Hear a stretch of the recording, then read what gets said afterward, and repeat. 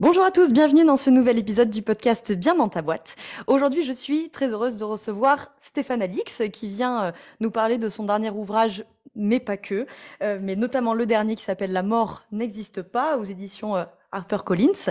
Stéphane, merci beaucoup d'être avec nous aujourd'hui. Je sais que la promo est chargée, donc je vous remercie de prendre le temps d'être là. Est-ce que Mais peut-être merci de l'invitation. Avec grand plaisir. Est-ce que peut-être pour éventuellement celles et ceux qui ne connaîtriez pas encore, vous pourriez commencer peut-être par vous présenter et nous dire un petit peu qui vous êtes et ce que vous faites. Je suis journaliste depuis 35 ans maintenant. J'ai commencé en étant journaliste d'investigation, reporter de guerre. J'ai travaillé sur plusieurs conflits en tant que photographe ou auteur, enfin écrivain et journaliste. Et puis, il y a 20 ans, 22 ans de ça, j'ai perdu mon frère dans un accident de voiture en Afghanistan. Et ça a marqué la réorientation assez radicale de mon métier. Je reste journaliste, je suis journaliste vraiment depuis 35 ans de façon inchangée, mais après avoir travaillé à peu près 15 ans sur des sujets politiques et géopolitiques, j'ai commencé à m'intéresser au sujet de la conscience, de la vie après la mort et de tous ces sujets sur lesquels, a priori, on se dit qu'il n'est pas possible d'enquêter en tant que journaliste, et pourtant, c'est le cas. Et pourtant c'est le cas et du coup vous nous avez compilé beaucoup d'études, d'enquêtes dans ce dernier ouvrage, même si il y a beaucoup de choses aussi aux références aux anciens. Et justement comme j'ai eu la chance de lire vos anciens ouvrages, de vous suivre notamment via l'INRES depuis plusieurs années, la première question de préambule, c'est pourquoi est-ce que vous avez décidé de parler directement dans cet ouvrage à votre fille et pas dans les autres livres? Bah parce que ce livre, c'est vraiment un livre de synthèse pour moi. C'est un livre qui rassemble euh, le résultat de plus de 15 ans de réflexion, d'enquête, mais aussi d'expérience personnelle autour de la mort, pour arriver à la conviction intime que j'ai aujourd'hui que la mort ne signifie pas la fin de la vie, que notre conscience ne se réduit pas à l'activité de notre cerveau. Je suis arrivé à cette conclusion à la fois au vu de quantité de recherches scientifiques et d'expériences sur plein d'expériences de conscience, comme l'expérience de mort imminente, par exemple, mais aussi à travers un chemin personnel. Et en fait, euh, c'est compliqué de parler de ce sujet, c'est compliqué de parler de la mort, c'est compliqué de parler de tous ces sujets en fait qui nous provoquent beaucoup d'émotions, qui nous provoquent beaucoup de résistance intérieure. Et pour moi, il était vraiment important à travers ce livre que je parvienne à, à présenter vraiment tous les arguments et tous les détails de mon cheminement. Euh, et j'ai trouvé que le moyen de le faire en m'adressant à ma fille, en m'adressant à une personne qui avait 3 ans quand mon frère est mort, quand son oncle est mort et qui en a aujourd'hui 26, était le meilleur moyen de trouver les mots justes et de trouver le cheminement le plus didactique et le plus simple possible pour pouvoir entrer dans cette grande enquête qui est voilà, une synthèse colossale de 15 années de travail, en fait. Eh ben justement, vous avez. Je t'ai demandé au début si on pouvait se tutoyer et je n'arrête pas de te vous voyer. Et tu y arrives pas, donc Je passons au tu tout de suite. je n'y arrive pas. Donc, tu as consacré une grande partie de ta carrière à ces questions, justement, de la mort et puis d'une manière plus large, on en reparlera à la conscience, du coup. Est-ce que justement, tu peux raconter comment c'est venu l'accident et puis le décès du coup de ton frère, puis il y a eu également la mort de ton papa. Il y a eu plein de d'événements, si je puis dire, qui ont jalonné cette enquête, cette grande enquête. Bah, disons que vraiment l'élément déclencheur, c'est la mort de mon frère en Afghanistan. C'était en 2001, le 12 avril 2001. Mes frères travaillaient avec moi, avec une équipe aussi que je dirigeais à Kaboul pour travailler sur le patrimoine archéologique de l'Afghanistan. Et c'est un banal accident de voiture, en fait, un matin, alors qu'on partait à deux voitures sur un site archéologique au sud de Kaboul, que la voiture qui me suivait a eu un accident et les quatre occupants sont décédés. Ce moment, il a été évidemment bouleversant sur l'instant et puis dans les semaines et les mois qui ont suivi. Et pour moi, il a, il a catapulté la mort avec toutes les questions que ça peut rassembler, notamment sur l'injustice, l'absurdité en fait de voir quelqu'un de 30 ans mourir devant tes yeux alors que a priori c'est pas dans l'ordre des choses quoi. C'est ce qu'on se dit. Accompagner son grand-père, sa grand-mère en fin de vie, on se dit qu'il y a une forme de logique, mais mais de voir voilà, un jeune garçon avec qui on plaisantait 5 minutes avant et 5 minutes après, il est mort, il est définitivement plus là, ça, ça a refait vivre et reactivé en fait plein de questions que j'avais pendant l'adolescence, qu'on a sans doute tous au moment de l'adolescence. Qu'est-ce qu'on fait là en fait? Quand on regarde le monde autour de nous, il paraît un petit peu bizarre quand même.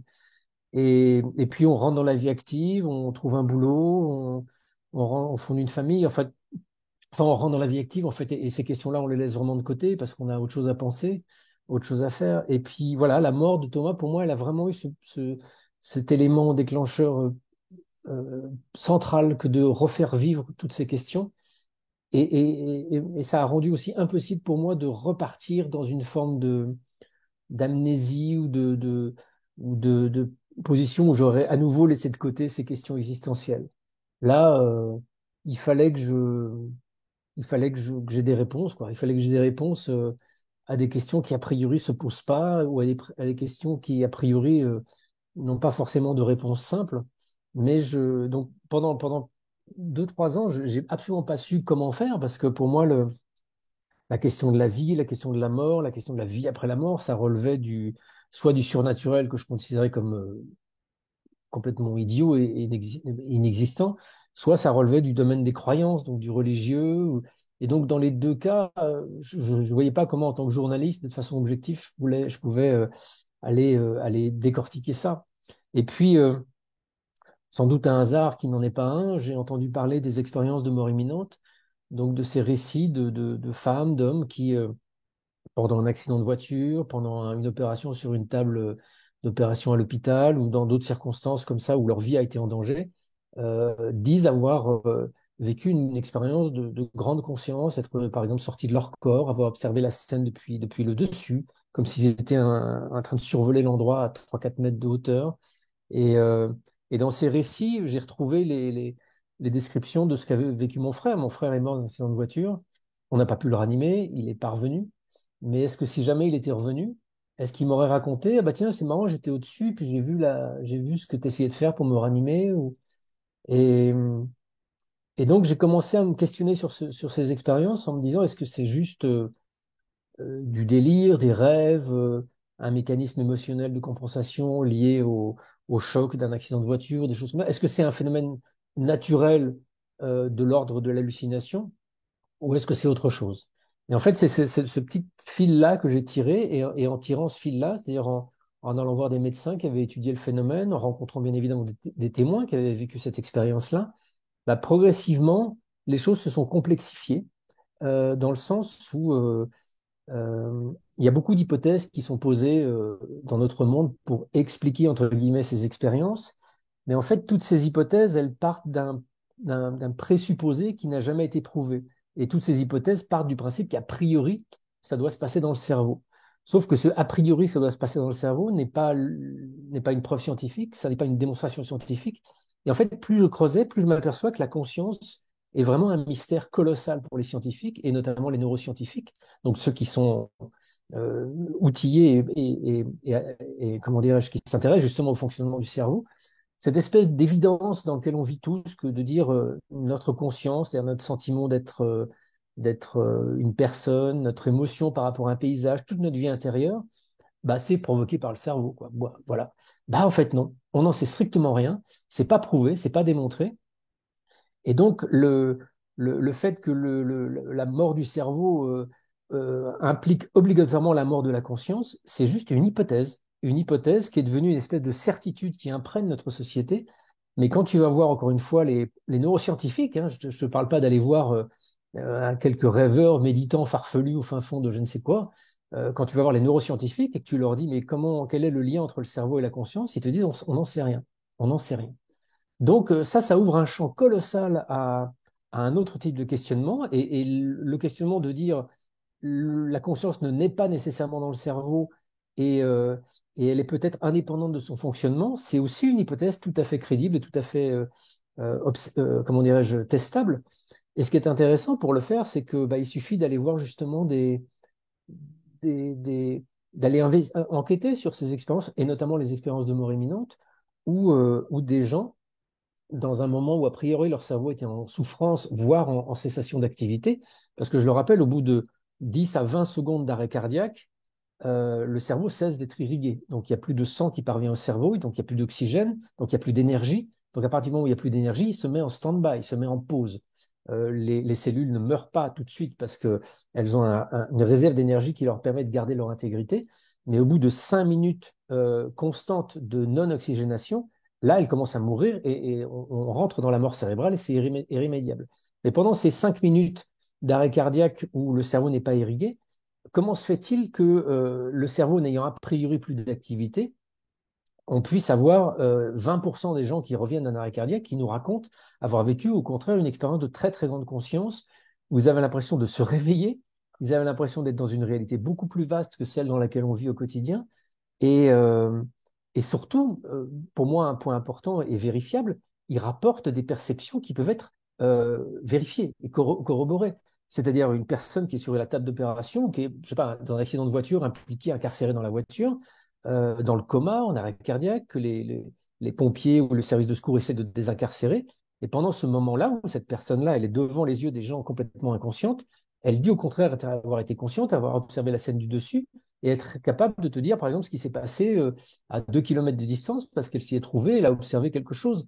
Et quand on enquête et qu'on vérifie que ce qu'elle raconte avoir vu à 2 kilomètres de distance, c'est ce qui s'est vraiment passé, là, on est dans quelque chose qui est fondamentalement inexplicable selon les modèles dont je te rappelle que ce sont des modèles purement hypothétiques de dire le cerveau fabrique la conscience. Donc tu vois, quand on commence à enquêter sérieusement et rationnellement sur ces phénomènes, on s'aperçoit que qu'on n'a pas beaucoup de réponses à des questions assez vertigineuses et que l'hypothèse d'une vie après la mort est tout aussi sérieuse et légitime à investiguer que l'hypothèse qu'après la mort, il ne se passe rien, quoi. Oui, j'allais dire, c'est justement, c'est une phrase que je t'ai souvent entendu dire, de dire, on n'a pas de preuve qu'il y a rien après, qu'il y a quelque chose après la mort, mais on n'a pas de preuve qu'il y a rien, qu'il y ait rien non plus. Et puis, du coup, ça me faisait arriver, effectivement, c'est une deuxième question, mais tu as déjà un petit peu répondu. C'est, tu le rappelles au début de ton ouvrage, surtout quand tu présentes les deux grandes oppositions, on va dire, du milieu scientifique sur la question, de faire la confusion entre la corrélation et la causalité, où en fait, effectivement, on peut observer peut-être une corrélation entre l'activité neuronale et l'état de conscience, et qu'on a souvent tendance à confondre par la causalité en disant parce qu'il y a une activité neuronale, alors il y a un état de conscience, chose qui, comme tous ces expérienceurs, permettent d'en douter, quoi. Ben, exactement. Par exemple, il y a une corrélation. Ce qu'on appelle corrélation, c'est une relation, un lien. Il y a un lien qu'on observe entre une activité neuronale et des états de conscience. Si tu fais enfin, si tu modifies le fonctionnement du cerveau en tapant dessus ou pendant une opération, tu vas modifier l'état de conscience en apparence de la personne. Mais c'est un peu comme de dire, quand il y a un feu dans une maison et qu'il y a des pompiers, il y a une corrélation entre le feu et les pompiers. Mais ça ne veut pas dire que ce sont les pompiers qui ont mis le feu. Euh, enfin, parfois c'est le cas, mais pas tout le temps. Donc, voilà, cette notion, elle est vraiment centrale à comprendre parce que cette corrélation, en fait, elle est vue et interprétée par quasiment tout le monde dans notre société comme une relation de cause à effet. Et en fait, elle est contestée par les neuroscientifiques eux-mêmes, qui disent, bah non, c'est pas parce qu'on voit ce lien entre l'activité du cerveau et la conscience que la conscience se résume forcément à ce que l'on observe, en fait. Le meilleur exemple, c'est les gens dans le coma. On a entendu ces histoires où des gens sont dans le coma, ils sont non répondants, on essaie de tester leur réaction pupillaire, ça ne bouge pas. On ne voit pas comment on peut communiquer avec eux. Et parfois, j'ai même me souvenir d'une dame qui avait écrit un livre là-dessus. Pendant qu'elle était dans cet état-là, la famille et puis le docteur parlaient de la débrancher devant elle, devant son corps. Et elle entendit tout. Elle entendait tout, elle était là, elle était en perception, mais elle était incapable de se manifester ou de dire quoi que ce soit. Et elle était terrifiée à l'idée qu'on la débranche parce qu'elle était là, elle était là vraiment. Et elle a réussi à revenir et elle a écrit un livre où elle raconte ce témoignage-là. Donc depuis quelques années, on change même maintenant l'attitude du personnel soignant ou des familles devant une personne qui est dans le coma. On sait qu'il y a quelque part quelque chose d'elle qui nous entend et qui nous écoute. Donc voilà, c'est pas parce que la conscience, on ne la voit pas se manifester qu'elle n'existe plus, qu'elle n'est pas là. Et encore une fois, les expérienceurs de mort imminente démontrent que c'est précisément le cas, quoi. Et ce qui est d'autant plus intéressant, et moi ça me frappe, c'est que ces expérienceurs disent qu'ils se sont réveillés. Et ça dit quelque chose aussi pour moi de plus signifiant par rapport à ce qu'est vraiment la conscience et ce qu'on entend par là. Comment se fait-il que quand ton cerveau marche moins bien, voire pas du tout, tu te réveilles? Enfin, tu penses te réveiller. Tu penses accéder à quelque chose de beaucoup plus réel que le monde dans lequel tu vis. Comme si tu sortais de derrière un voile, comme si tu sortais voilà, d'un long sommeil. Ça me, quand je relisais le début de ton livre, ça m'a fait penser. Tu avais invité dans une des interviews en face à face de l'INRES, malheureusement, je me rappelle pas du nom de ce monsieur, mais cet argument, il est aussi dans un de tes anciens, je vais arriver à faire ma phrase, dans un de tes anciens ouvrages, après Quand l'au-delà nous fait signe. En tout cas, là, il y avait un expert qui te rétorquait l'argument suivant. Je me fais l'avocat du diable, hein, mais qui disait, personne n'étant a priori revenu de la mort, on peut pas non plus affirmer que ces expérienceurs soient au contact de la mort. Ils prenaient la métaphore un peu de la salle d'embarquement d'un avion. Il disait, a priori, comme personne n'est Hmm. revenu de l'avion, est-ce que c'est vraiment à la mort Hmm. qu'ils font face ou pas? Quel est ton avis, toi, là-dessus, après toutes tes recherches et enquêtes? Oui, ben la personne dont tu parles, c'est le docteur Jean-Pierre Jourdan, qui est directeur médical Exact. de l'association YAND France, qui est une association qui fait un travail formidable auprès des expérienceurs de mort imminente. Et Jean-Pierre a plus de 30 ans d'expérience de contact avec les gens et a vécu cette expérience-là. Et pour lui, en tant que médecin, ce qui le frappe, c'est l'impact psychologique de ces expériences. Pour lui, c'est vraiment des expériences spirituelles, psychospirituelles d'une très très grande intensité. Euh, Bien sûr, les gens ne sont pas morts. La mort, dans la définition qu'on lui donne, c'est un état irréversible. Et d'ailleurs, dans le mot mort cérébrale, il y a un aspect complètement irréversible. On ne revient pas d'une mort cérébrale. La mort cérébrale, ça veut dire que précisément nos neurones explosent et cessent de devenir vivants, et du coup, bah, on ne revient jamais d'une mort cérébrale. Mais euh, qu'est-ce que ça nous dit, cette expérience de mort imminente? euh, en elle-même, toute seule, elle nous dit un certain nombre de choses, mais ce que j'ai essayé de faire, moi, dans mon travail, notamment dans ce travail de synthèse que je publie dans La mort n'existe pas, c'est d'aller observer les états de conscience de plein d'expériences différentes pour euh, voir de façon globale ce que l'on peut dire ou ce que l'on ne peut pas dire de la conscience, en fait. Ce que laissent supposer les expériences de mort imminente, c'est que notre conscience, elle n'a pas nécessairement besoin d'un cerveau totalement fonctionnel pour exister et être, et percevoir, et se souvenir, et vivre des expériences. Est-ce qu'il y a d'autres expériences comme ça? Est-ce qu'il y a d'autres moments où on peut observer qu'une baisse d'activité dans le cerveau corresponde à une expérience de plus grande conscience? Est-ce qu'on peut, autour de la mort, euh, avoir une assurance sur certains autres phénomènes? Je pense à la médiumnité, par exemple, ces hommes, ces femmes qui prétendent communiquer avec des défunts. Est-ce que là, on peut obtenir des assurances qu'il ne s'agisse pas systématiquement de charlatans, de tricheurs, de mentalistes ou autres? Est-ce que sur les expériences en fin de vie, où des gens, à l'article de la mort, quelques heures, quelques jours avant de mourir, ces gens qui décrivent d'autres êtres dans la pièce, et ça, il suffit d'aller dans n'importe quel service de fin de vie, gériatrie, service de soins palliatifs, pour demander aux infirmiers ou aux médecins s'ils ont vécu des phénomènes étranges, et tu vas recueillir un nombre hallucinant de témoignages de gens qui disent, bah oui, en fin de vie, il y a des gens qui perçoivent des personnes dans la pièce, une dame qui va mourir, qui a l'impression que son mari est là pour venir la chercher. On a des tonnes et des tonnes d'expériences comme ça qui ne peuvent pas toutes être simplement réductibles à oh, bah, il est vieux, il perd la boule, il raconte n'importe quoi. Ça, tu vois, c'est comme ça qu'on se dépatouille avec ces expériences. Mais quand tu vas faire un vrai travail d'enquête sérieux sur toutes ces expériences un peu bizarres, tu t'aperçois qu'il y en a trop pour être simplement explicable par il perd la boule, il a imaginé, il a rêvé ou je ne sais quoi. Donc, quand tu fais un travail de synthèse autour de toutes ces expériences, c'est là où il ressort un fait essentiel et primordial, c'est que notre conscience n'est pas réductible à notre activité cérébrale. Notre conscience est capable de perceptions qui dépassent le temps et l'espace. Quand on est euh, inconscient en arrêt cardiaque sur un bloc opératoire et qu'on sort de son corps et que tout d'un coup on est capable en une fraction de seconde d'être à 2000 km parce que tout d'un coup on a pensé à Tata Suzanne qui habite à 2000 km et on est devant Tata Suzanne à 2000 km, ça veut dire que manifestement il y a quelque chose de l'ordre de l'espace qui ne joue plus aucune importance dans notre capacité de perception.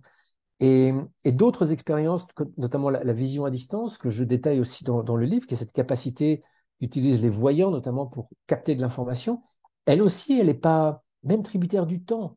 Ça veut dire qu'au fond de nous, je résume à l'extrême, mais je détaille vraiment tout ça de façon extrêmement méthodique dans mon livre. La mort n'existe pas. En résumé, on peut dire que notre conscience, elle a une part d'elle qui est immortelle. Il y a quelque chose en nous, en toi, en moi, en toutes les personnes qui nous écoutent en ce moment, qui est de l'ordre de, de la, comment dirais-je, on peut appeler ça l'âme, on peut appeler ça la conscience fondamentale, enfin après, peu importe les mots, mais ça désigne quelque chose qui est en nous, qui est vivant, qui est immortel, qui n'est pas bloqué ni dans le temps et dans l'espace. Donc, en ce sens-là, euh, ça parle de ce que nous appelons la mort. Parce que qu'est-ce que c'est que la mort en fait? C'est un moment temporel de la vie, de notre existence biologique en tant que être physique que nous sommes maintenant, qui va s'arrêter. Bien évidemment que la mort existe. Moi, quand je vais, déjà, j'ai plus la même tête que quand j'avais 20 ans. Et puis, dans 30 ou 40 ans, je serai peut-être même mort de l'autre côté. Enfin, ce corps-là sera mort. Mais ce qu'il y a à l'intérieur de moi aujourd'hui, ça ne sera jamais mort. Ça sera jamais mort. Ça sera sorti du temps. Et ça, on en a la preuve aujourd'hui. C'est ce que je démontre au fil des pages dans mon livre. Une preuve, soit ça peut s'acquérir par une grande découverte scientifique qui d'un coup va mettre tout le monde d'accord, soit ça s'acquiert en examinant un certain nombre de faits et en accumulant ce qu'on appelle en anglais des évidences, c'est-à-dire des éléments de preuve qui permettent de renforcer une hypothèse. Et l'hypothèse que la vie se poursuit après l'arrêt des fonctions physiques de notre corps est une hypothèse qui est aujourd'hui extrêmement solide et qui fait une sorte de consensus parmi beaucoup plus de scientifiques qu'on l'imagine. D'ailleurs, tout à l'heure, tu t'évoquais l'argument pour voilà éliminer ça d'un revers de main, de dire oui, mais papy, mamie perd la tête. Mais justement, pour faire le lien avec ces états de conscience, tu parles aussi dans le livre justement bah, de la lucidité terminale, qui est quand même un truc assez assez fascinant, quoi, qui Ouais. élimine un peu de fait, j'ai envie de dire, l'argument papy, mamie perd la tête. Est-ce que tu peux nous expliquer un petit peu ce que c'est justement la lucidité terminale et ce que ça nous apporte d'autres sur ces Mhm. questions de conscience? Bah ça, c'est encore un de ces phénomènes s'ils sont réels, euh, euh, rend impossible l'hypothèse que le cerveau fabrique la conscience, point barre, quoi. La lucidité terminale, c'est un phénomène qu'on appelle aussi le phénomène de regain, qui est assez fréquent et assez souvent observé, encore une fois, dans les services de fin de vie, où une personne qui est euh, non répondante, c'est-à-dire ce qu'on appelait autrefois en état végétatif, ce qui n'est pas très gentil. C'est pour ça que le terme non répondant est plus adapté. C'est une personne un peu enfermée sur elle-même, qui communique plus, qui reconnaît plus son entourage, éventuellement qui ne bouge plus même. Dans les heures ou les jours qui vont précéder son décès, elle va avoir un regain de lucidité, un regain cognitif, ou un regain moteur même. C'est-à-dire que une personne va tout d'un coup se réveiller, reconnaître des proches, reconnaître des gens, interagir avec eux, et puis finalement mourir. Et ces phénomènes sont encore une fois assez fréquents en unité soit palliative ou en unité de fin de vie. On- Ils sont intrigants, ils sont étonnants. C'est même un signe aujourd'hui qui est utilisé par les équipes de soins palliatifs pour savoir que la mort va arriver bientôt. Donc c'est assez étrange, mais ce qui est complètement étrange et complètement inexplicable, c'est quand ça arrive à des gens qui souffrent notamment de maladies dégénératives, comme la maladie d'Alzheimer, par exemple. La maladie d'Alzheimer, c'est une pathologie qui détruit progressivement et graduellement les neurones de ton cerveau et conduisent à tous ces symptômes qu'on observe, perte de mémoire, perte d'identité, perte de tout, jusqu'à être complètement enfermé comme un fantôme absent. Et il y a des gens, ça m'a été encore rapporté par des responsables de services de soins palliatifs. Et puis je sais qu'il y a des études qui sont menées sur le sujet, que je cite dans le livre, qui montrent que des gens souffrant de maladie d'Alzheimer et certains depuis des années, donc avec un cerveau irrémédiablement détruit, dans les heures qui précèdent leur décès, se réveillent. Se réveillent, reconnaissent les proches, peuvent rebouger, peuvent interagir, comme s'il y avait un dernier message à passer, comme s'il y avait un élan de vie. Et ça, c'est totalement impossible. Totalement impossible. Encore une fois, dans notre modèle, notre cerveau fabrique notre conscience et notre conscience, elle est uniquement réductible à l'activité de notre cerveau. Là, manifestement, un cerveau ne marche plus. Il est dégradé de façon permanente et irrémédiable depuis des années. Et malgré tout, la personne est quand même capable d'interagir. Donc, soit, il y a deux solutions. Soit tous ces témoignages, c'est des mensonges, c'est de l'imaginaire, c'est du délire, c'est n'importe quoi. Soit il y a un élément de réalité derrière ces phénomènes, et à ce moment-là, il faut revoir tous nos modèles. Il faut revoir tout ce modèle disant que finalement, la conscience, c'est juste le cerveau. Et pour répondre à la première question, est-ce que tous ces phénomènes, c'est juste des mensonges ou du délire? Bah, c'est là où moi j'interviens en tant que journaliste et je pense que le travail que j'ai fait depuis 15 ans à aller questionner à la fois des médecins mais aussi des témoins permet d'objectiver la réalité de tous ces phénomènes. Mais ça, enfin voilà, il y en a tellement, il y en a tellement, tellement, des millions autour de nous. On vit dans un monde où il se passe quotidiennement des centaines d'histoires extraordinaires et on fait tous comme si ça n'existait pas. On fait tous comme si on n'en parlait pas les uns avec les autres. Et, et c'est frappant, ça. C'est frappant, cette espèce de mécanique du déni permanent que nous avons, nous, dans nos sociétés occidentales, par rapport à tout ce qui sort un peu de l'extraordinaire. Je l'ai observé même au sein de familles. Des familles touchées par un deuil, une maman va vivre quelque chose d'un peu hors norme, pas le papa, et ils vont pas en parler. Ils vont pas en parler. On vit dans un silence écrasant autour de la mort, et il est encore plus écrasant dès lors que on commence à toucher à des sujets qui sont étranges, inattendus, en apparence inexpliqués. Donc en fait, on vit dans un monde extraordinaire, on vit dans un monde incroyable où il se passe quantité de choses incroyables, et on fait comme si ça n'existait pas, on fait comme si on n'en parlait pas, et on continue à vivre dans cette espèce de déni euh, qui est aberrant quand tu y réfléchis, qui est aberrant.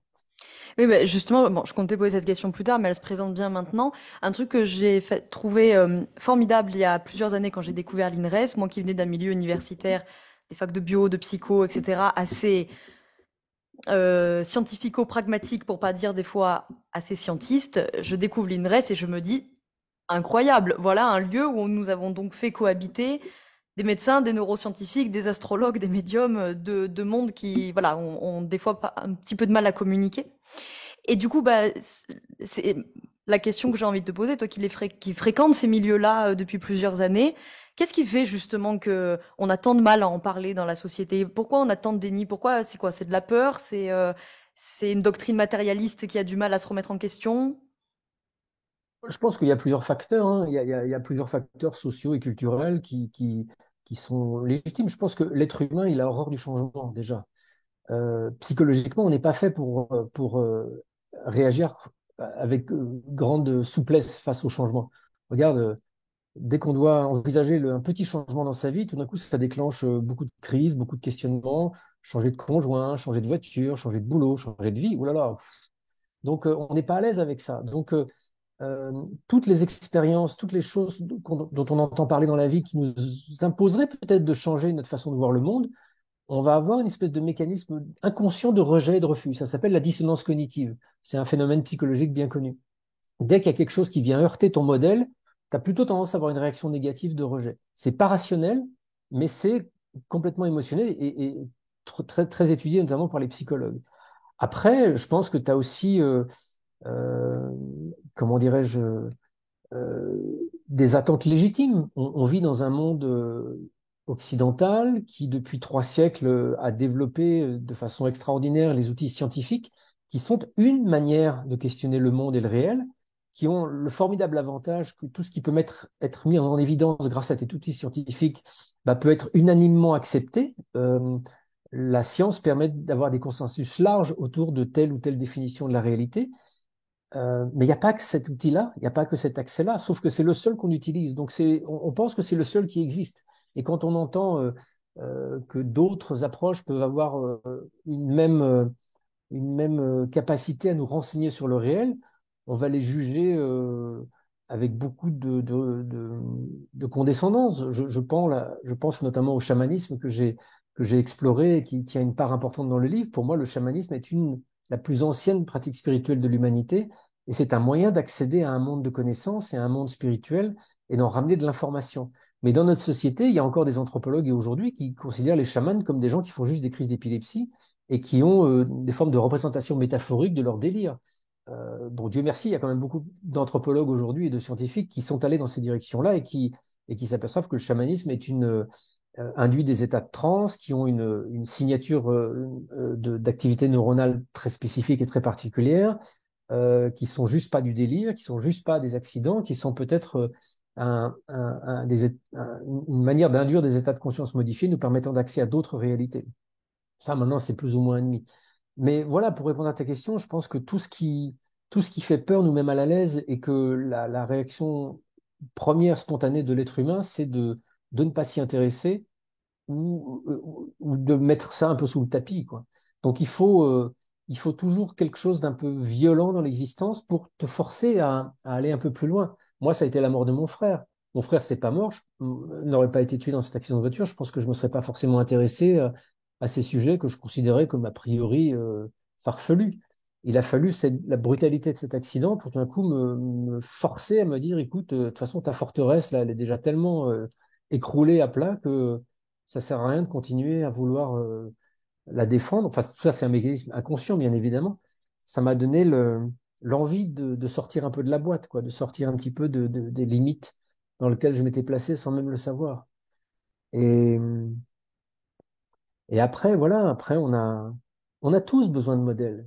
Tu vois, on fonctionne tous dans nos relations sociales, amicales, couples, professionnelles. On fonctionne selon des modèles qu'on s'est soi-même fixés. Et le modèle que collectivement la société occidentale s'est fixé, mais maintenant, c'est un modèle qui transpire sur l'entièreté du monde, c'est le modèle qui dit que tout est matériel et que toute la réalité est réductible à des activités de cause à effet dans la matière. Et donc que tous les phénomènes psychiques, les phénomènes soi-disant immatériels de la pensée, des émotions, de la mémoire, etc., sont forcément réductibles à une activité matérielle, donc a priori à une activité neuronale. C'est le modèle qui, pour reprendre ce que je disais au début de notre entretien, c'est le modèle qui nous imprègne, même s'il n'a jamais été prouvé, même s'il n'a jamais fait preuve d'une démonstration objective, définitive. C'est l'espèce de grille de lecture qui, au départ, devait juste nous servir pour poser des hypothèses et qui aujourd'hui, inconsciemment, est devenu un modèle qui nous apparaît d'une solidité absolue, quoi. Et là, le modèle est en train de se fissurer aujourd'hui, avec toutes ces expériences notamment. Bah, justement, peut-être une dernière a priori question sur les expériences de mort imminente et d'une manière générale sur la conscience, c'est qu'effectivement, un argument qui revient souvent, c'est la question de l'hallucination. Alors, tu en parles dans ce livre, tu en avais aussi parlé dans le livre sur la vie avec Christophe Fourré, notamment par rapport au vécu subjectif de contact avec des défunts, qui justement venait en tant que psychiatre expliquer que bah, c'était pas très cohérent parce qu'on voit pas souvent hein, des épisodes hallucinatoires uniques, sans symptômes associés, sans structure psychotique, sans consommation de substances, etc. Bref, là, concernant les expériences de mort imminente, il y a un peu le renfort, entre guillemets, de l'altération biochimique du cerveau. Et donc là, on comprend très bien dès le début de ton livre que le monde scientifique est quand même très partagé sur la question et tu viens chercher, entre guillemets, deux représentants de ces grands courants. Est-ce que voilà, tu peux nous en dire un petit peu plus, nous éclairer à ce propos sur cette question d'une potentielle activité résiduelle neuronale, voilà, toutes ces points sur lesquels ils sont pas d'accord. Bah, en gros, tu as deux hypothèses qui sont.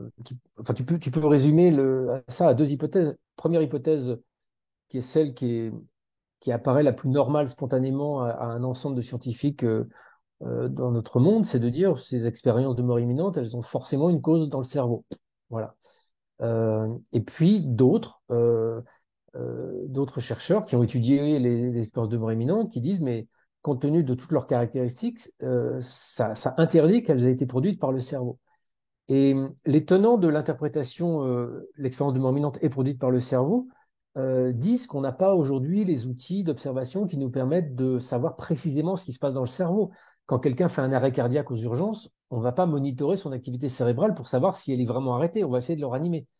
Et pendant un épisode de réanimation d'une personne qui est en fibrillation ventriculaire, en défibrillation ventriculaire, c'est-à-dire que son cœur marche plus, il marche très vite ou il marche très peu, on baisse pas à zéro l'activité cérébrale. Donc, ce que je disais tout à l'heure, à savoir qu'après un arrêt cardiaque, le cerveau stoppe d'être irrigué entre 10 et 20 secondes, c'est dans des conditions de laboratoire contrôlées, où là, l'arrêt du cœur est complètement stable et complètement baissé à zéro pendant plusieurs minutes. Sauf que dans la réalité d'une réanimation, on n'obtient jamais ça. Parce qu'il y a toujours des tentatives de réanimation, il y a le massage cardiaque, il y a différentes procédures qui font qu'on fait repartir un peu de pression dans le cerveau, on fait repartir un peu de pression, pardon, de circulation, donc un peu de sang sous pression dans le cerveau, on réoxygène un tout petit peu, pas à 100%, mais à 20, 30%. C'est pour ça que on peut tenter une réanimation sur une personne pendant une heure et demie, mais si justement on a réussi à rétablir de temps en temps un petit peu de pression et de circulation, les cellules ne meurent pas et elles Et on peut récupérer la personne même après 1 heure et demie, 2 heures de réanimation intensive. Donc ça fait dire à des réanimateurs, à des médecins, que, bah, a priori, comme on ne stoppe pas définitivement et irrémédiablement l'activité dans le cerveau, on ne peut pas exclure l'hypothèse qu'il y ait une sorte d'activité indétectable, parce qu'elle est trop fine pour être détectée par nos outils, qui puisse être la cause de ces expériences-là. Bon, le premier problème, c'est que cette hypothèse, en fait, elle a juste pour fonction de ne pas toucher le modèle. Donc, elle est incohérente. Elle est incohérente parce que selon les définitions aujourd'hui de la majorité des scientifiques pour dire que la conscience est créée par le cerveau, on parle d'une sorte d'activité générale de plein d'aires cérébrales différentes. C'est ça qui permettrait de soutenir notre conscience. Donc là, manifestement, on s'écarte de ce modèle juste pour essayer de trouver une explication qui ne nous oblige pas à remettre en cause toute notre vision du monde.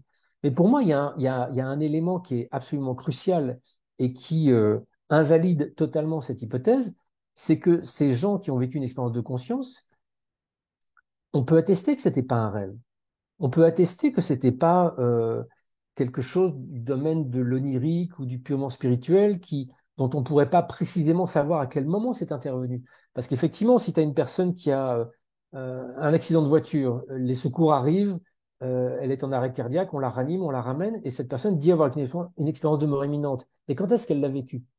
Est-ce qu'elle l'a vécu, tu sais, comme un rêve? Un rêve, on peut faire un rêve très très long qui va juste durer dans le temps réel 1 seconde ou une demi-seconde. Donc, est-ce que cette expérience de mort imminente, elle n'aurait pas été vécue juste avant que le cerveau s'arrête, le cœur s'arrête?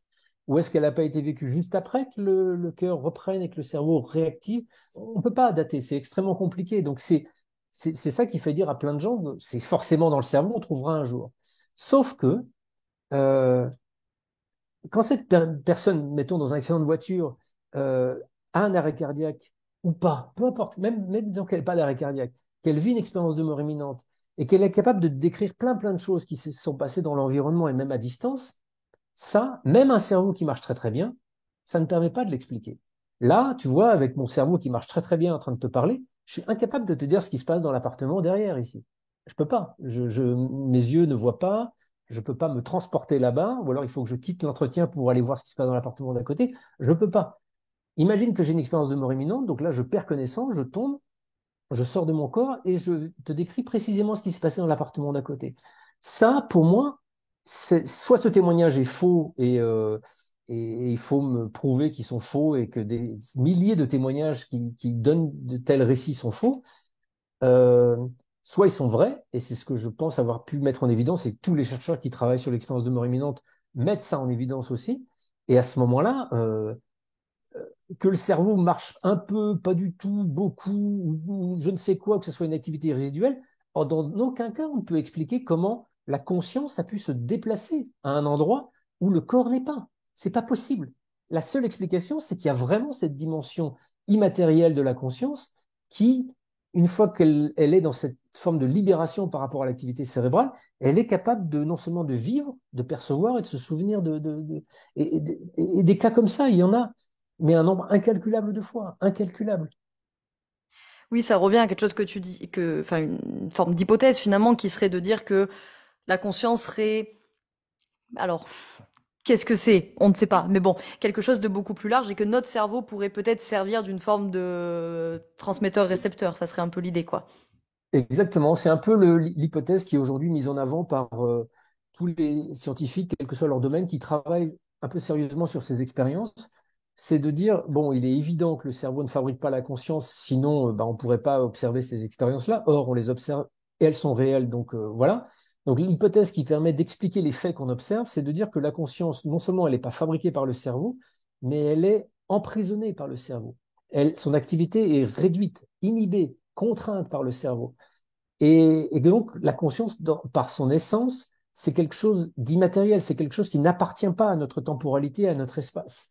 C'est quelque chose d'autre, mais pour faire de nous des êtres euh, individuels, fonctionnels, on a un cerveau qui, d'une certaine manière, réduit cette conscience à un individu, une personnalité qui va être capable d'interagir dans ce monde-là. C'est un peu comme si la conscience était un cloud dans lequel il y a une infinité de connaissances et d'informations et les êtres humains des ordinateurs. qui vont pouvoir capter une partie de ce cloud pour être l'ordinateur de Stéphane, l'ordinateur de Intel, etc., etc. On a du mal après à définir, on a du mal, mais ce modèle explicatif est celui qui correspond aux faits, à l'inverse de l'autre qui, lui, est complètement, non seulement fragilisé, mais rendu impossible devant les faits qu'on observe. Et j'allais dire, on est sûrement, je l'espère, au début du coup d'un vrai changement de paradigme sur ces questions-là et qui nous inviteront sûrement à relire aussi beaucoup de travaux. Je pense à Gustav Jung, à Carl Gustav Jung par exemple, avec sa théorie de l'inconscient collectif, qui du coup probablement prendrait une autre dimension si on arrivait à ces conclusions. Alors, et puis oui, je voulais aussi rebondir que ça pourrait faire sens aussi avec la question médiumnique.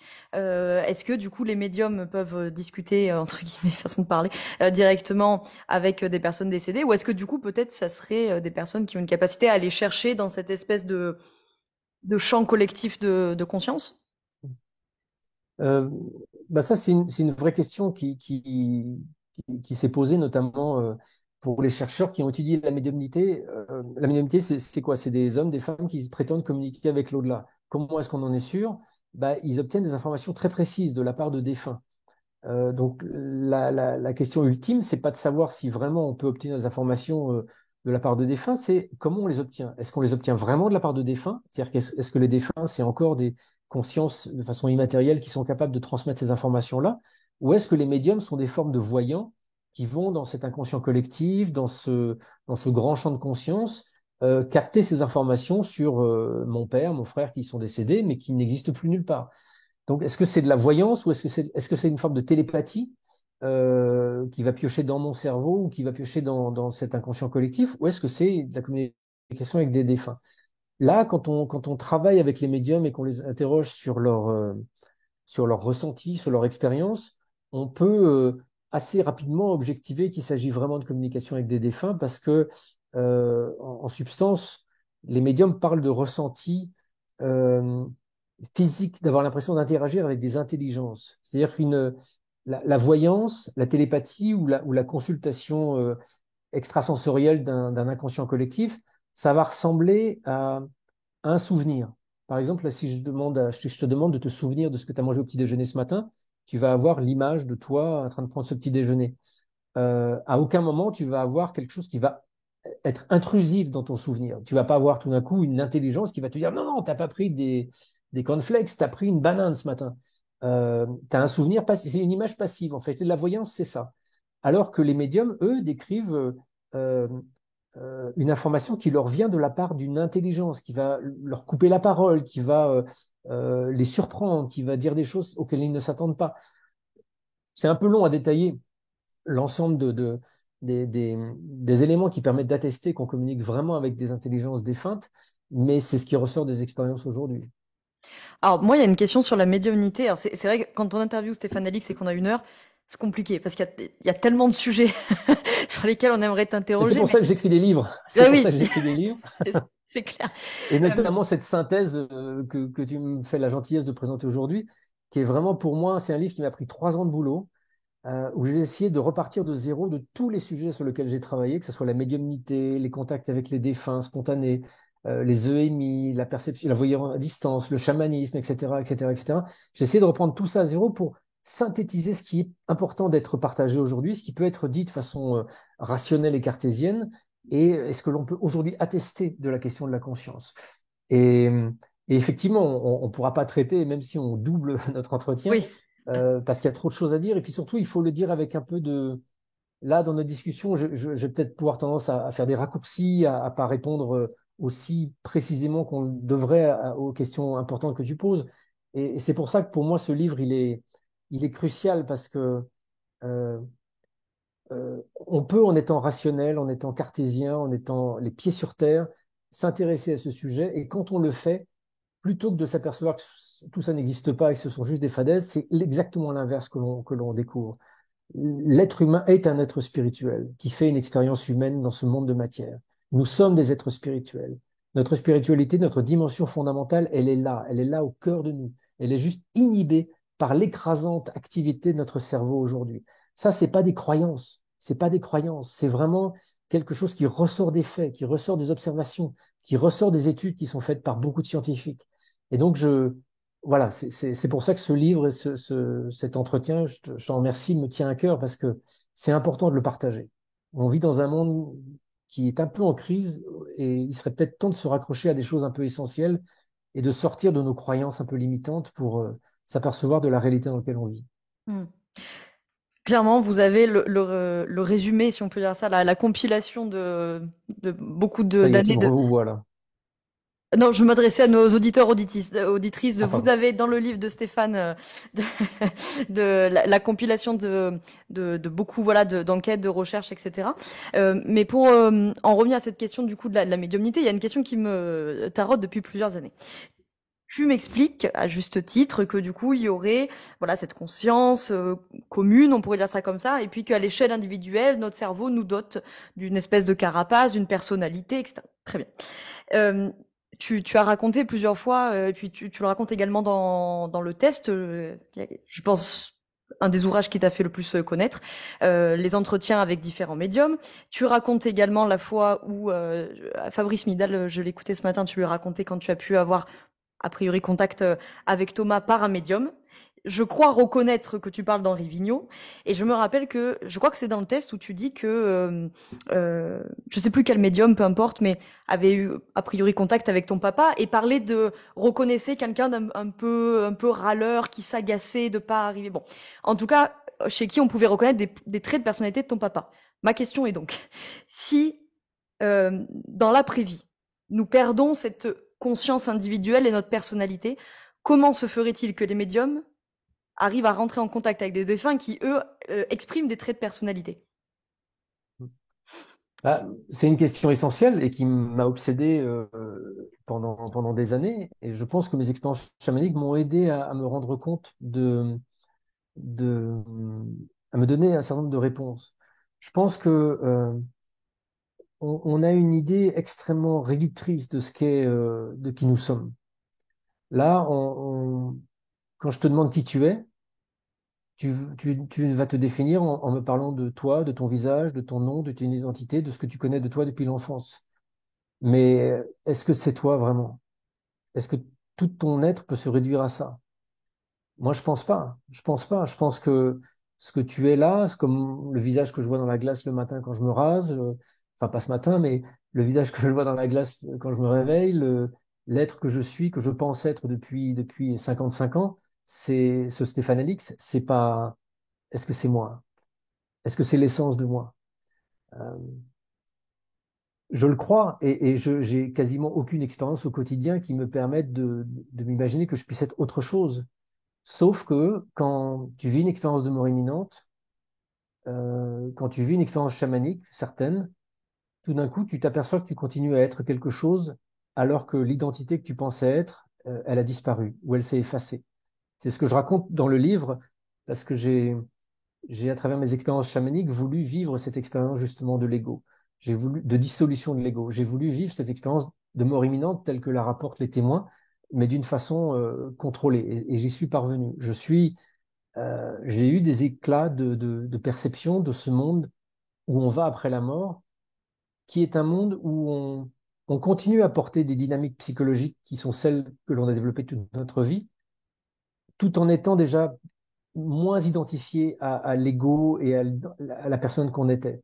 Et je pense qu'après la mort, là, si j'en crois les différents textes qui en parlent, des différentes traditions spirituelles ancestrales, on, on est dans une espèce de cheminement très progressif, très lent. Effectivement, peut-être que la chose ultime auquel nous invitent les traditions dans l'hindouisme ou dans le bouddhisme, par exemple, c'est de réaliser qu'au final, on est rien, on est tout, on est la conscience ultime. Mais ça, c'est pas, ça se passe pas en un clin d'œil ou un claquement de doigts sous prétexte qu'on meurt. Quand on meurt, et quand je vais mourir, je pense que pendant un bout de temps, je vais continuer à m'identifier à ce Stéphane avec qui j'ai été habitué à être pendant tant d'années. Il va falloir du temps avant de commencer à progressivement me prendre une forme de distance par rapport à cette identification restrictive. C'est un peu comme un acteur, tu vois, c'est un peu comme un acteur. Euh, Si tu vas voir Jean Dujardin et que tu lui demandes de te parler de son rôle dans Brise de Nice, il va être capable d'y revenir et de te parler de ce rôle comme s'il était encore dedans. Et puis, 2 secondes après, tu lui dis, mais en fait, est-ce que vous pouvez me parler du rôle que vous avez joué dans tel autre film? Là, il va te parler à nouveau de ce rôle-là. Ces rôles l'habitent, ces rôles l'imprègnent, mais il n'est pas que ces rôles, il est autre chose. Donc, je pense que dans une communication médiumnique, c'est un peu comme une interview avec un acteur où tu vas mettre l'accent sur tel ou tel rôle. Et puis, l'esprit de l'autre côté va entrer plus en résonance avec ce rôle-là et va être capable de répondre. Et c'est dur, mais pour moi, c'est un premier questionnement spirituel essentiel, ça, de se dire qu'est-ce qui meurt et qu'est-ce qui survit. C'est pour ça que ce livre s'appelle La mort n'existe pas. Parce que, à un certain niveau, la mort n'existe pas pour l'être que nous sommes. La mort existe pour voilà, le visage et l'être qui est en train de te parler, évidemment. Mon frère est mort, je le serrerai plus jamais dans mes bras. Mon père est mort, je le serrerai plus dans mes bras. Mais, mais qu'est-ce qui est mort? Qu'est-ce qui est mort? Donc, je sais pas si je réponds à ta question, Ça, ça répond à plein de mais questions. il faut Hop, peut-être élargir un tout petit peu. Enfin, je me le ouais. commande à moi-même, hein, ce réflexe-là. Il faut peut-être, la réponse, elle est peut-être dans l'élargissement de ce que nous pensons être. Mm, Et, et ça, c'est le premier chemin auquel nous invitent encore une fois différentes traditions spirituelles, quoi. mm. C'est comme tu dis, ça soulève plein de questions. Moi-même, j'en ai encore plein, mais il faut, parce que je suis incarnée dans la matière, n'est-ce pas, que je fasse des choix tactiques. Et il y en a au moins deux que j'aimerais absolument te poser. La première, c'est que, comme tu l'as dit plusieurs fois dans cet entretien, c'est que derrière toutes ces questions-là, la question plus globale, elle est neurologique, elle est psychologique, elle est même philosophique. C'est la question de la conscience. Et on en a parlé notamment sur l'après-vie, mais j'ai envie de dire que ça pose, par nécessaire symétrie, la question de l'avant-vie, si je pourrais dire ça comme ça. Et tu as, toi, eu même l'expérience d'avoir été quelqu'un d'autre pour faire référence à ton ouvrage sur le sujet. Est-ce que tu peux nous parler peut-être un peu de cette expérience et éventuellement de ce que tes enquêtes, tes recherches disent du coup de l'avant-vie? Parce que cette conscience s'incarne, donc elle vient bien de quelque part, j'imagine. Et pour moi, avant, après, c'est deux formes d'illusion. Hmm. C'est avant, parce qu'effectivement, là, pour toi comme moi, on est bloqué dans une forme de linéarité temporelle. Notre passé, il n'existe plus, notre futur, il n'existe pas encore, et on est dans le présent. Enfin, on essaie d'être dans le présent. Mais je pense que du point de vue de notre âme, ce temps, il n'existe pas. Ce temps, il n'existe plus. Notre âme, elle est à la fois dans notre futur comme dans notre passé. Cette temporalité n'a aucune prise sur elle. Donc, l'expérience auquel tu fais référence, c'est une expérience que j'ai vécue il y a un peu moins d'une dizaine d'années en Amazonie pendant une retraite ou dans une scène de un voyage chamanique que je faisais au tambour. J'ai eu la vision d'une scène de guerre avec une grande intensité émotionnelle. J'étais catapulté dans cette scène de guerre. C'était un moment totalement inattendu parce que j'étais au milieu de la forêt amazonienne. Donc, tout d'un coup, je me retrouve dans une scène de guerre qui se passe dans un pays froid. Il y a visiblement de la neige. Et je vois devant moi un homme prendre un éclat d'obus à la gorge. Je sais instantanément comment il s'appelle. Je sais quel est son grade dans l'armée allemande, etc. J'ai toutes ces informations qui sont là, comme si c'était euh, enfin, aussi net que si c'était un souvenir de ma vie ou de moi réellement, quoi. Et c'est tellement net et tellement intense que au départ, j'ai le réflexe de me dire que ça doit être une forme de métaphore qui m'est envoyée. Je suis devenu reporter de guerre très jeune. Est-ce que c'est pas, voilà, une image que mon inconscient me fabrique pour me faire travailler sur telle ou telle chose? Jusqu'au moment où je vais googliser le nom que j'ai eu dans cette vision. Et, euh, et je suis un peu surpris de découvrir qu'il y a un homme qui portait ce nom-là, qui portait le même grade, et qui faisait effectivement partie de l'armée allemande. Mais sur le moment, j'ai pensé que c'était une coïncidence parce que je reste toujours quand même extrêmement rationnel. Donc, avant de pencher vers l'hypothèse la plus folle, je vais déjà examiner et plutôt adhérer à l'hypothèse la plus réaliste, quoi. Donc, le fait que j'ai eu un nom, un prénom et un grade qui correspondent à un mec vraiment existant, bon, c'est une coïncidence. Et puis, un an après, je vais quand même refaire quelques recherches sur ce sujet et je vais réussir à obtenir le dossier militaire de l'homme qui portait le vrai nom de cette vision que j'ai eue. Et là, on va changer de dynamique parce que dans le dossier militaire, je m'aperçois que cet homme est mort exactement comme je l'ai vu, tué par un éclat de but à la gorge. et c'est marqué noir sur blanc dans l'acte de décès du bonhomme. Donc là, tout d'un coup, ça m'intrigue. Effectivement, la question que je me pose, c'est enfin, je me pose deux questions. Est-ce que c'est ma vie antérieure que j'aurais vue, ou est-ce que c'est un fantôme que j'ai capté? Tu vois, les médiums me disent parfois capter des éléments de la vie des personnes. Quand je suis allé voir le premier médium pour le tester avec la photo de mon frère, il m'a décrit l'accident, etc. Et, le médium n'était pas mon frère, mais il a vu la scène. Donc, est-ce que moi, j'aurais pu voir cette scène par je ne sais pas quelle circonstance? Et donc, j'ai commencé à enquêter dessus. Plus spécifiquement, et je raconte toute cette enquête dans un livre dont le titre est Lorsque j'étais quelqu'un d'autre, qui va plutôt vers la piste réincarnation, parce qu'assez rapidement, je m'aperçois qu'il y a une forme de résonance entre la vie de cet homme et les malaises que j'ai pu porter durant mon existence, la fascination pour la guerre. Bien que dans ma vie là de Stéphane, j'ai jamais voulu faire la guerre, j'ai juste voulu la voir, j'ai voulu devenir reporter de guerre très jeune, et j'y suis allé. Donc il y a une relation étrange que j'ai explorée jusqu'au bout dans cette histoire. Mais est-ce que c'est ma vie d'avant? J'en sais rien. Moi, je suis Stéphane, je ne suis pas cet homme, je ne suis pas Alexander. Donc, à quel titre et selon quelle modalité la vie de cet homme m'imprègne aujourd'hui ou m'a imprégné partiellement? Ça, c'est une question qui reste ouverte pour moi. Encore une fois, je pense que dans notre vision occidentale du mot réincarnation, il y a déjà rien que dans le mot quelque chose qui est faux. Euh, Notre vie d'aujourd'hui n'est pas une revie d'une autre personne d'avant. Euh, je suis pas Alexander, parce qu'il s'agissait d'un homme qui s'appelait Alexander. Je suis pas Alexander aujourd'hui. Je suis Stéphane. Je suis pas autre chose que Stéphane. Mais pourquoi il y a une partie de la mémoire d'Alexander qui manifestement m'a influencé? Est-ce qu'il n'y a pas d'autres parties, d'autres personnes qui m'influencent aussi d'une façon encore moins, moins nette et moins précise? Mais je vais plus loin. Dans la mesure où notre conscience, elle n'est pas dans le temps et elle est, pour reprendre un terme qui est utilisé en physique, elle est non locale. Pourquoi est-ce qu'il n'y aurait pas des mémoires du futur qui m'influenceraient aujourd'hui? Pourquoi est-ce qu'il n'y aurait pas des vies d'après? Donc, tu vois, on ouvre là sur des champs et des questions philosophiques qui sont absolument vertigineuses. Mais pour moi, il y a un élément important, c'est que nous pensons être des individus, nous pensons être une entité bien, bien isolée du reste du monde et des autres, nous pensons avoir que notre épiderme est une forme de carapace, mais en fait, nous sommes des éponges, nous sommes des carrefours de rencontres. Déjà, rien qu'au plan transgénérationnel, on voit combien les psys réussissent à mettre en lumière parfois des héritages que l'on porte. Tu vois, l'arrière-grand-mère qui a été violée pendant les guerres napoléoniennes et qui tout d'un coup transmet son traumatisme à une arrière-petite-fille. On met en évidence ces héritages, comme si on était les points de convergence aussi de souffrances ou de problèmes non réglés dans notre famille biologique. Mais pourquoi il n'y aurait pas aussi d'autres influences qui viennent de ce qu'on va appeler communément les vies antérieures, mais qui sont peut-être pas si antérieures que ça, qui se passent peut-être dans un autre espace-temps?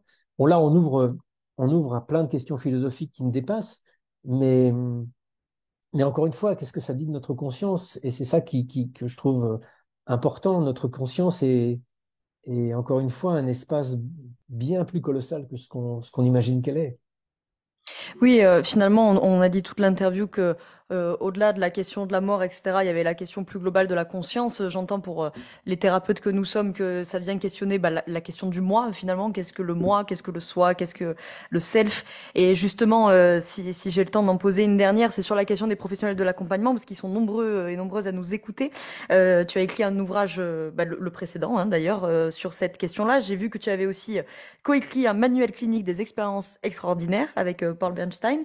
Comment est-ce que on peut réagir entre guillemets quand on est un professionnel de l'accompagnement et qu'il y a des bénéficiaires qui nous partagent justement des vécus comme des vécus subjectifs de contact avec un défunt. Alors, je sais que c'est pas ton métier de base, je sais pas s'il y a des conseils à donner, mais peut-être d'avoir échangé avec plusieurs thérapeutes ce qu'ils ont pu t'en dire. Bah, oui, non, j'aurais pas forcément de conseils à donner, si ce n'est de quelques livres. Et effectivement, tu mentionnes le manuel clinique des expériences extraordinaires qui est publié chez Duno, qu'on est à sa quatrième ou cinquième réédition. C'est pas un ouvrage que j'ai écrit, c'est un ouvrage que j'ai dirigé. Donc, j'ai chapeauté une équipe d'une trentaine de personnes D'accord. qui ont, euh, euh, qui ont écrit sur tous les types d'expériences extraordinaires que l'on répertorie aujourd'hui, expériences de mort imminente, etc., avec d'une part un descriptif clinique de l'expérience, la phénoménologie, les chiffres, les études dont on dispose, et pour chaque expérience, un volet de posture thérapeutique. Justement, pour répondre à ta question, comment est-ce qu'on fait pour accompagner quelqu'un qui vit cette expérience-là? Il y a un premier chapitre aussi sur le diagnostic différentiel, sur les outils qui permettent justement d'identifier quand il y a plus de la pathologie, plus de la souffrance ou plus quelque chose d'extraordinaire, d'un peu hors norme. Voilà, tous ces outils cliniques, je ne vais pas les détailler maintenant parce que c'est pas mon métier, mais on les a mis à disposition du personnel soignant dans ce manuel clinique. L'année dernière, j'ai publié une série d'entretiens aussi sous le titre Un fantôme sur le divan chez Albin Michel, qui est un livre qui rassemble une vingtaine d'entretiens avec des psys. Il y a Cyrulnik, il y a Christophe André, il y a Toby Nathan, il y a Stan Groff, il y a Bruce Grayson, il y a des gens à la fois français et américains autour de l'extraordinaire, avec pour certains des pionniers, notamment je pense à Stanislav Grof, qui est un pionnier de l'exploration des états modifiés de conscience, qui avait commencé à Prague dans les années 50 en vivant une première expérience de LSD, et qui est devenu aujourd'hui pour moi, c'est un des très, très, très, très grands noms de la psychologie transpersonnelle. Euh, et, et il est, à mon avis, aussi important que Jung dans le travail d'exploration de ces états qu'il a permis. Donc voilà, l'entretien avec Stan Grof est très conséquent dans ce livre. Et ce livre d'entretien permet justement de voir comment plusieurs personnes avec des parcours différents, que ce soit psychanalytique, psychologie, psychiatrie ou psychothérapeutique, ont pu aborder cet extraordinaire, quels outils ils ont mis en œuvre pour naviguer, pour être à l'écoute sans jugement, tout en gardant une forme de discernement et une posture qui permettent d'aider dans le cas de souffrance potentielle. Donc voilà, pour moi, ces deux ouvrages, ils sont vraiment pour tout soignant, ils peuvent être très riches à la fois de références et d'informations. Manuel clinique des expériences extraordinaires chez Duno et Un fantôme sur le divan chez Albin Michel. Formidable. Alors avant qu'on arrive aux questions de fin, que je libère Stéphane quand même, si vous avez l'envie de creuser, vous avez tout dans cet ouvrage. La mort n'existe pas. Et puis également dans les anciens ouvrages, on en a mentionné plusieurs dans l'interview, mais voilà, celui-ci répertorie les 15 ans d'études et d'enquête. Pour conclure, Stéphane, qui est-ce que tu aimerais entendre à ce micro? Dans quel domaine? Dans quel domaine? Tous les domaines que tu veux, mais on peut rester, si tu veux, dans le domaine sciences, philosophie, psychologie. Hein.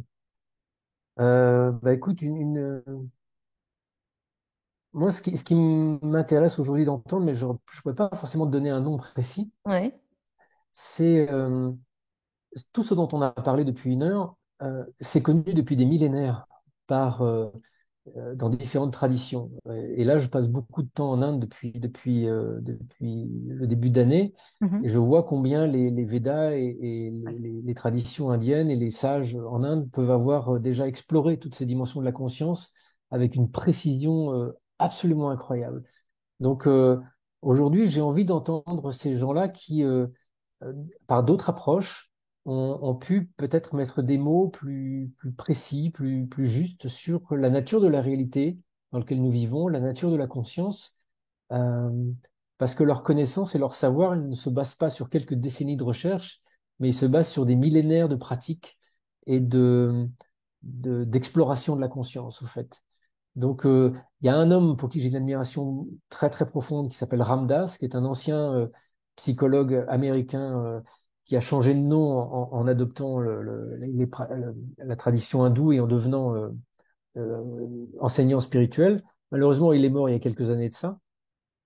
Donc, je ne vais pas pouvoir te répondre de façon très très constructive, mais voilà, quelqu'un qui serait capable de faire un pont entre ses connaissances traditionnelles et ce que l'on pense connaître aujourd'hui de la conscience, c'est peut-être vers ces sources-là qu'il serait judicieux d'aller se tourner aujourd'hui. Hmm. C'est d'ailleurs généralement quand j'ai eu parlé de toi, parce que tu me dois un paquet de royalties, Stéphane, pour le nombre de fois où j'ai parlé de toi dans mes formations ou dans des repas entre copains, j'ai dû contribuer à vendre des livres. Et généralement, alors soit les gens, Merci. je t'en prie, soit les gens te connaissaient, ah oui, le test, ah oui, oui, bien sûr, j'ai entendu parler du test, ça c'était le truc. Et le deuxième axe, pour celles et ceux qui éventuellement te connaissaient pas, c'était justement, je trouve que sur ce sujet-là, ce qui fait que tu te rends très audible pour beaucoup de ce monde occidental, c'est justement la démarche journalistique, pragmatique qui fait que on a accès à un travail où, peu importe tes convictions et tes croyances à toi, on a affaire à un travail qui relate des faits, qui relate des études. Et je trouve que c'est formidable aussi de pouvoir avoir accès à ces sujets-là, notamment pour les personnes qui sont peut-être les plus rationnelles, entre guillemets, au sens cartésien de la chose. Euh, Avant-dernière question de la fin, est-ce que tu aurais une lecture à nous recommander autre que La mort n'existe pas, bien entendu? Et ben, par exemple, le livre, un livre de Ramdas, qui est un des rares publiés en français et qui est plus ou moins bien traduit, qui s'appelle Vieillir en pleine conscience, aux éditions du Relier, qui est un livre en poche. Euh, voilà, qui est un livre qui aborde plein de questions spirituelles, mais avec un angle extrêmement pragmatique, et notamment là, en l'occurrence, sur la fin de vie, la vieillesse, euh, avec des mots simples, clairs, et qui ne sont pas embarrassés de tout un artifice de croyance de religiosité. Vieillir en pleine conscience de Ramdas. Très bien. Et puis bah, la dernière question, elle est très large, c'est de te laisser le mot de la fin. Est-ce que tu souhaites ajouter quelque chose? Est-ce que tu souhaites conclure sur quelque chose en particulier? Bah écoute, euh,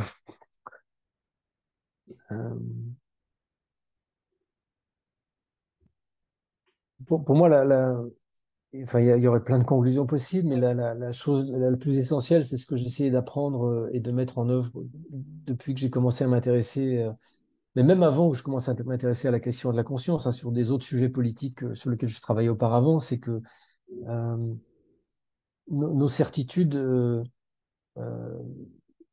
ne valent pas grand-chose et je dirais qu'on ne prend pas beaucoup de risques à accepter de les abandonner un petit peu. Et c'est en abandonnant ce que l'on croit être nos certitudes que l'on va découvrir peut-être des plus grandes dimensions de la réalité, qu'on va accepter de se remettre un peu en question et qu'on peut avancer dans notre vie. Euh, Notre cerveau fonctionne avec cette détermination permanente à construire une armure, une carapace, une connaissance et une relation au monde qui ne bouge pas pour nous protéger. Donc tout ce qu'on fait pour essayer de déconstruire un petit peu ça, à la fois nous fragilise, mais nous met en relation avec plus de réel aussi. Donc, moi, j'espère que je vais continuer à vivre comme ça jusqu'à la fin de mes jours en étant euh, certain qu'il faut que je remette mes certitudes en permanence en question. La certitude du doute, est-ce que c'est pas un peu le résumé de ta vie? Je suis sûre d'être sceptique. Oui, ouais, on peut dire ça. Oui. J'ai l'impression que tu parles voilà, de déconstruire des choses et que finalement, après certainement, évidemment, tu racontes plein de choses dans tes ouvrages, donc on est biaisé parce qu'on a accès à ton vécu par Mm. ces récits-là, bien sûr, mais j'ai l'impression que ça a été quand même souvent ponctué d'événements qui t'ont amené à devoir considérer les choses autrement, abandonner tes croyances, même si tu l'expliques souvent, il y a toujours ce doute hein, qui persistait pour dire, ah, je sais pas, j'ai besoin de preuves, quoi. Ouais, mais je pense qu'il faut toujours, tu vois, c'est un point d'équilibre à trouver en fait entre nos doutes légitimes, nos questionnements, notre besoin aussi d'avoir un modèle qui soit à peu près solide, parce que sinon on est tout le temps dans la tête dans les étoiles. Donc il y a un point d'équilibre à trouver en fait entre une construction solide qui nous permette du discernement, qui nous permette une forme d'équilibre dans la vie, mais en même temps de s'autoriser à certains moments de l'existence, peut-être pas forcément tout le temps, des vraies remises en question, des vrais points. Tu vois, c'est comme on est on est dans un long voyage, cette existence, c'est un long voyage, donc il y a peut-être un moment, il faut se poser sur une aire et puis faire un peu le point où j'en suis, où je vais, tout ce que j'ai construit, la direction que j'ai prise jusqu'à présent, est-ce que c'est la bonne route? Est-ce que, tiens, et si je changeais tous mes plans là maintenant, est-ce que ça vaudrait pas le coup? Voilà, quand on se pose pas ces questions, la vie elle passe vite, et puis on s'aperçoit au moment de mourir qu'on aurait peut-être dû se les poser en fait. Donc autant essayer de se les poser un peu plus tôt quand on a encore le temps de réagir. Eh ben, écoute, c'est une très belle conclusion et qui vient montrer que tous ces sujets-là, certes, sont des sujets de la psychologie, des neurosciences, mais aussi du coup des sujets de la philosophie, de la spiritualité, donc à la convergence de plein de domaines. Merci beaucoup Stéphane pour le temps que tu nous as accordé et pour toutes tes réponses. Merci à toi, c'était un vrai Si, plaisir. si vous en cherchez d'autres, des réponses, elles sont dans le livre L'amour n'existe pas. Merci à toi, à très vite. Merci.